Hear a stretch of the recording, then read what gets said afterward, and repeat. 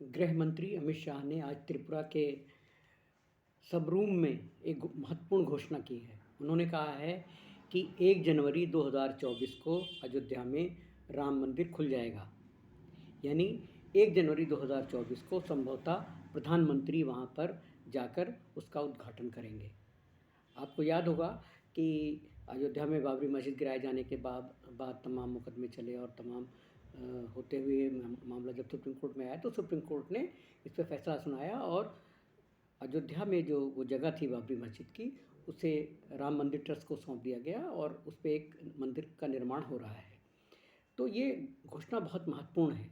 लेकिन त्रिपुरा पूर्वोत्तर का एक छोटा सा राज्य है जहाँ पे कुल 60 विधानसभा सीटें हैं और वहाँ पर इस घोषणा का क्या अर्थ है। जबकि अयोध्या तो उत्तर भारत का सबसे प्रमुख तीर्थस्थल है और ये घोषणा अयोध्या या लखनऊ में ना करके त्रिपुरा में की गई। तो ये सब जानना बहुत महत्वपूर्ण है और ख़ासकर ऐसे समय में जब गोदी मीडिया आपको सही खबरें नहीं दे रहा है, सही विश्लेषण नहीं बता रहा है, तो आप लोग चीज़ों के तह में जाइए। आप इन खबरों को इस तरह मत लीजिए कि एक घोषणा हो गई और आपने समझ लिया और सुन लिया। दरअसल क्या है कि पिछले 2 दिनों से आरएसएस से जुड़े हुए राम मंदिर के मुख्य पुजारी बाबा सत्येंद्र दास और राम मंदिर ट्रस्ट के ट्रस्टी चंपत राय, इन 2 लोगों ने राहुल गांधी की भारत जोड़ो यात्रा का समर्थन करते हुए कहा कि ये बहुत अच्छा काम हो रहा है। और सत्येंद्र दास ने ये भी कहा कि वो चूँकि काफ़ी वृद्ध हैं और चलने में उन्हें थोड़ी दिक्कत होगी, इसलिए वो इस भारत जोड़ो यात्रा में शामिल नहीं हो रहे हैं। और ये यात्रा बहुत महत्वपूर्ण है और बहुत अच्छे समय में हो रही है। राहुल गांधी बहुत अच्छा कार्य कर रहे हैं। तो आरएसएस से जुड़े हुए 2 लोगों का ये बयान आने के बाद बीजेपी में खलबली मच गई और बीजेपी की खलबली ये बताती है जो आज अमित शाह ने त्रिपुरा में घोषणा की कि 1 जनवरी 2024 को राम मंदिर खुल जाएगा। आपको मैं अयोध्या की हकीकत बता रहा हूँ कि अभी कुल एक यानी भूतल यानी जिसे कहते हैं ग्राउंड फ्लोर का ही निर्माण राम मंदिर का हुआ है। यानी जो पूरा 5 या 4 मंजिला मंदिर बनना है वो अभी पूरी तरह से बन नहीं पाया है और ये बहुत बड़ा निर्माण है। यानी इसके निर्माण में ये उस समय कहा गया था कि कम से कम 3-4 साल लगेगा। तो आखिर बीजेपी को इतनी जल्दी क्या है और बीजेपी कौन होती है इसकी घोषणा करने वाली, अमित शाह कौन होते हैं इसकी घोषणा करने वाले। ये घोषणा तो अयोध्या से की जानी चाहिए थी, लेकिन राहुल गांधी को जिस तरह से आरएसएस के सत्येंद्र दास जी ने, जो मुख्य पुजारी भी हैं राम मंदिर के, और चंपत राय जो ज़मीन के तमाम विवादों में घिरे रहे हैं, जुड़े रहे हैं, उन्होंने भी राहुल गांधी की यात्रा का समर्थन किया है। तो इस समर्थन से बीजेपी में कहीं ना कहीं खलबली मच गई और उनको आज ये घोषणा करनी पड़ी कि 1 जनवरी से खुल जाएगा। अयोध्या के चुनाव से अयोध्या का चुनाव से सीधा संबंध है और इसके बहुत सारे विस्तार में जाने की ज़रूरत नहीं है। सिर्फ इतना बताना है कि बीजेपी ने जो आंदोलन चलाया लाल कृष्ण आडवाणी के समय से अब तक, वो पूरी तरह से अयोध्या पर केंद्रित था और तमाम जितने भी अब तक चुनाव हुए हैं 2014 से लेके अब तक, चाहे कहीं विधानसभा का चुनाव हो हिमाचल जैसी जगह पर या त्रिपुरा जैसी जगह पे जहाँ अगले 2 महीने में चुनाव होने वाला है, वहाँ बिना राम मंदिर का नाम लिए हुए ये पार्टी चुनाव नहीं खड़ी होती है, चुनाव नहीं लड़ सकती है।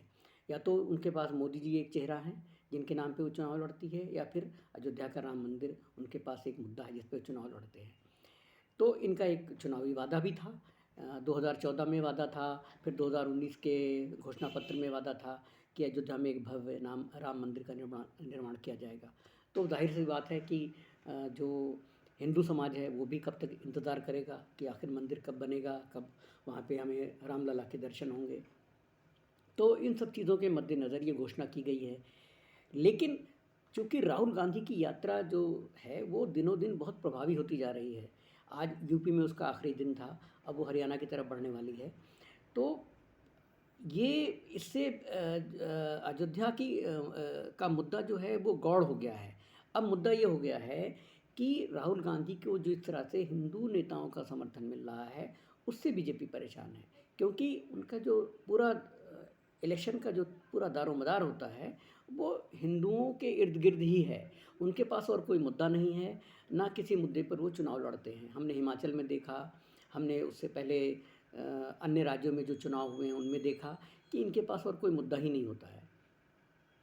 तो आपको ये बताना ज़रूरी लगा मुझे कि अयोध्या में अभी सिर्फ राम मंदिर का एक ही मंदिर बन के तैयार हुआ है, और उससे पूरा मंदिर बने बिना ही ये घोषणा कर दी गई है कि 1 जनवरी 2024 से ये मंदिर खुल जाएगा।